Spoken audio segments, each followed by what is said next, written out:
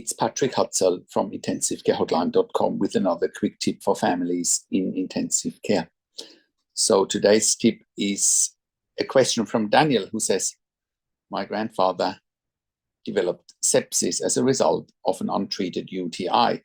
UTI stands for urinary tract infection. He is currently in an induced coma. His sepsis has progressed to septicemia, which is a step backwards. However, he is now on alternative antibiotics, more specific to the bacteria, and they have actually reduced the amount of assistance needed to maintain his blood pressure, oxygen, etc., which I suppose is a step forward. I believe he will pull through. However, the waiting is excruciating. At the moment, it's just a waiting game. Well, thank you so much, Dan, for writing in and sharing your grandfather's situation. Now, let me break this down for you. Well, it's great that they found the right antibiotic to be specific to the bacteria he is currently fighting. And therefore, they were able to reduce the amount of assistance needed to maintain his blood pressure, oxygen, etc. And that's a natural result of that. He would have been on inotropes or vasopressors to maintain his blood pressure. He would have been on some level of fluid resuscitation as part of the sepsis and septic shock, right? And it's good that they were able to reduce the amount of inotropes and vasopressors, as well as oxygen levels on the ventilator. Hopefully they can wake him up. I presume he's in an induced coma and on a ventilator, most likely. And those are steps forward. And you say you believe he will pull through, and I believe the same. That is really important, that you maintain a positive mindset, right? But I have also seen many septic shocks, where there are many ups and downs, 2 steps forward, 1 step back, inotropes on, inotropes off again, patients go into kidney failure, and then the next thing they go on dialysis. Next thing is you need to check their cardiac output, cardiac index regularly with a Swan-Ganz or PA catheter. So, this can take on a different life altogether, if you will, but it doesn't sound like that's the direction your grandfather is heading at the moment. Now, the waiting game is excruciating, you're saying.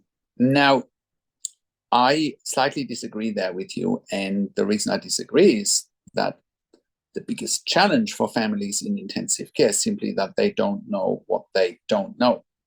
They don't know what to look for. They don't know what questions to ask. They don't know their rights, and they don't know how to manage doctors and nurses in intensive care. So, families that take ownership of situations like that get outcomes, and they take responsibility. Now, what you need to do in a situation like that is get access to the medical records and get a professional like us here at intensivecarehotline.com look over the medical records, or get me to talk to the doctors and nurses directly, ask a series of questions, and wait for the answers. You will be surprised what difference it makes if you have a professional on your team, an advocate, a consultant that understands intensive care just as well as they do. And once they know you are well equipped in your knowledge in intensive care, or you have someone on your team that's just as equipped with intensive care knowledge as they are, they will treat you very differently. Now, that's why it's so important that you get a second opinion. Also, let's just say, God forbid, things go bad, things go backwards, your grandfather is taking a turn, backwards. They will start talking about end of life pretty quickly. They will start talking about withdrawal of treatment pretty quickly, and so forth, right? And that's why it's so important that you are 1 step ahead, that you can read what's happening, that you can read medical records, that you can almost look into the future, which is certainly something we can do when we look at medical records in particular, right? At the moment, you're just getting information from intensive care teams or from the intensive care teams, but you can't really verify, right, what's happening. And that's why it's so important that you get a second opinion in real time, not when it's too late, right? So the families that really take ownership and get the best outcomes are the families that get help, and are willing to engage a consultant and that can give a second opinion, that can guide with tips, tricks and strategies at any given time, So, and I can confidently say that, we are getting outcomes, and you can verify that at intensivecarehotline.com on our testimonial section or on our podcast section where we interviewed clients and verified that we have saved lives. It's no exaggeration whatsoever that we have saved lives, that we, with our consulting and advocacy, just by asking all the right questions, by being a leading expert when it comes to patient and family rights in intensive care.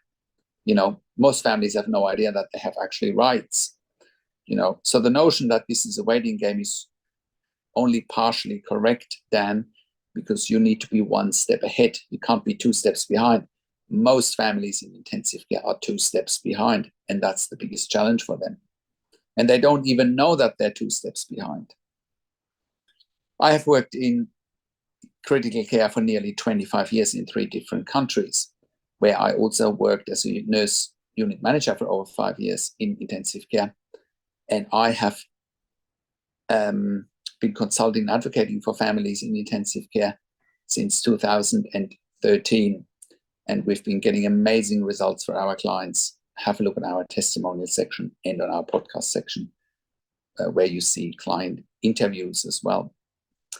Because of that, we have created a membership for families of critically ill patients in intensive care, where you have access to me and my team, and we answer all questions intensive care related. And if you want to become a member of our membership for families of critically ill patients in intensive care, go to intensivecarehotline.com, click on the membership link, or go to intensivecaresupport.org directly. In the membership, you also have access to 21 ebooks and 21 videos that help you steer this incredibly difficult territory that is intensive care. And those videos and ebooks are exclusively available for our members. I also offer one-on-one consulting and advocacy over the phone, Skype, Zoom, WhatsApp, whichever medium works best for you. And I talk to you and your families directly. I talk to doctors and nurses directly. And I ask all the questions you haven't even considered asking, but must be asked when you have a loved one in intensive care, so that you can make informed decisions, have peace of mind, control, power, and influence. We also offer medical record reviews in real time, so that you can get a second opinion in real time. We also offer medical record reviews after intensive care if you have unanswered questions, if you need closure, or if you are suspecting medical negligence. But it is so much better to have them reviewed in real time so that you can take action in real time. And I also represent you in family meetings with intensive care teams. And I strategize with you what is the best strategy for a family meeting in intensive care, which includes not attending it in the first place. And all of that you get at intensivecarehotline.com. Call us on one of the numbers on the top of our website, or send us an email to support@intensivecarehotline.com. And if you like my videos, subscribe to my YouTube channel for regular updates for families in intensive care. Click the like button, click the notification bell, share the video with your friends and families, and comment below what you want to see next or what questions and insights you have from this video. Thank you so much for watching. This is Patrick Hutzel from intensivecarehotline.com, and I will talk to you in a few days. Take care for now.